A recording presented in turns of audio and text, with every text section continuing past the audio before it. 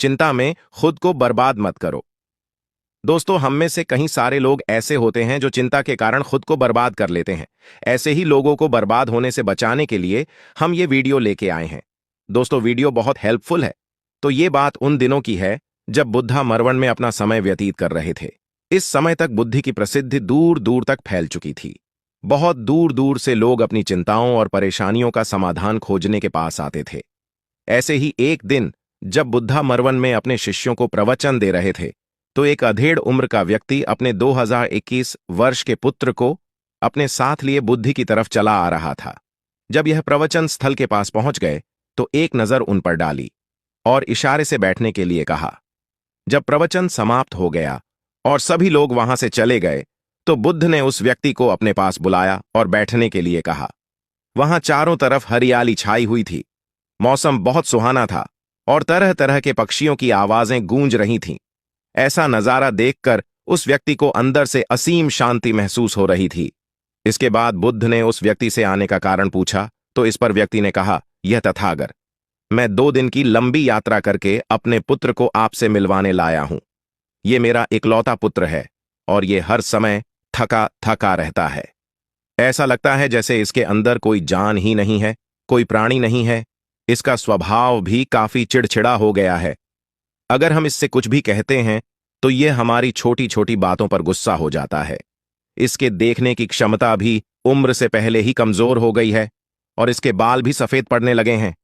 इतनी कम उम्र में इतनी बड़ी उम्र का लगना मुझे तो कुछ समझ नहीं आ रहा। किसके साथ हो? क्या रहा है तथागत? मैं अपने पुत्र के स्वास्थ्य को लेकर बहुत चिंतित हूं।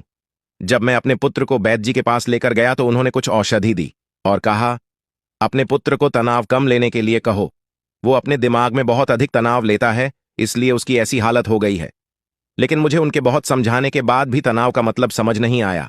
मुझे नहीं पता कि तनाव होता क्या है, यह किन कारणों से आता है और उसे कैसे अपने पुत्र के दिमाग से निकालूं। लेकिन मुझे सबसे पहले तो यह समझना है कि तनाव होता क्या है। इसीलिए तथागत मैं आपके पास आया हूं।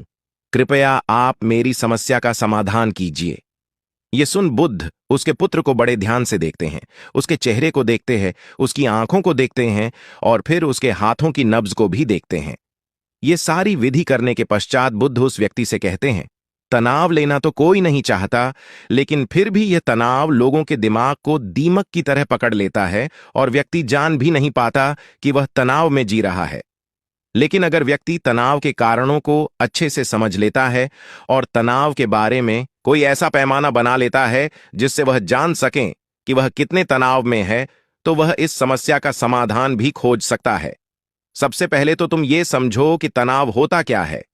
जब भी कोई व्यक्ति कोई काम कर रहा होता है लेकिन उसका मन कहीं दूर भटक रहा होता है, कल्पनाओं में होता है, तो उसके शरीर और मन के बीच एक दूरी पैदा हो जाती है। ये दूरी जितनी अधिक होगी, व्यक्ति उतनी ही ज्यादा बेहोशी की अवस्था में होता है और शरीर व मन के बीच की इसी दूरी, इसी खिंचाव को तनाव कहा जाता है। आखिर कोई पसंदीदा खेल खेलने के बाद व्यक्ति चुस्ती और प्रसन्नता से क्यों भर जाता है, जबकि उसने तो अपने शरीर को थकाया है। लेकिन समझने वाली बात यह है कि खेलते समय मन और शरीर एक साथ पूरी तरह से उस खेल में केंद्रित होते हैं, जिससे शरीर और मन के बीच दूरी पैदा नहीं होती और कोई तनाव पैदा नहीं होता। और अगर दिमाग में कोई तनाव था भी तो वो भी दूर हो जाता है। लेकिन इसके विपरीत, जब हम कोई ऐसा काम करते हैं जो हमें पसंद नहीं है, तो हमारा ससुर तो उस काम को कर रहा होता है, लेकिन हमारा मन कहीं दूर कल्पनाओं में भटक रहा होता है, जिससे शरीर और मन के बीच एक दूरी पैदा हो गई और तनाव ने जन्म ले लिया।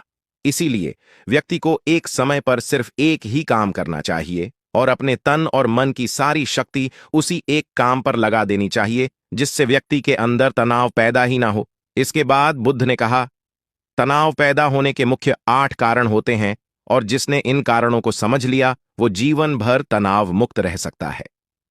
मुख्य कारणों में सबसे पहला कारण है अति महत्वाकांक्षी होना। महत्वाकांक्षी होना अच्छी बात है, लेकिन क्या कभी आपने इस बात पर ध्यान दिया है कि इंसान के लक्ष्य कभी पूरी ही नहीं होते।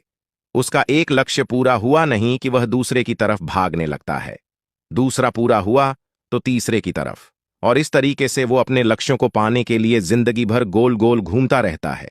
इसीलिए जो व्यक्ति अति महत्वाकांक्षी होता है, जिसने बड़े बड़े लक्ष्य बनाए होते हैं, वह वर्तमान में कभी रह ही नहीं पाता।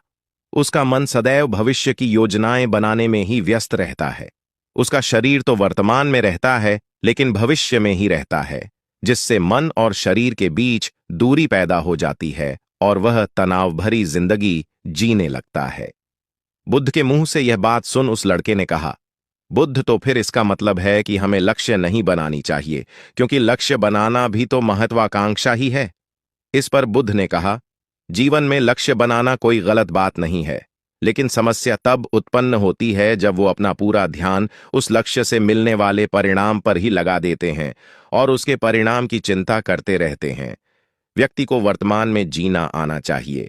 आप लक्ष्य बनाइए और उस लक्ष्य की प्राप्ति के लिए कड़ी मेहनत करिए, लेकिन साथ ही साथ आपको इस बात का भी ज्ञान होना। दोस्तों, आगे की कहानी हम पार्ट 2 में लाएंगे। तब तक के लिए आप हमारे और वीडियो देख सकते हैं। धन्यवाद दोस्तों।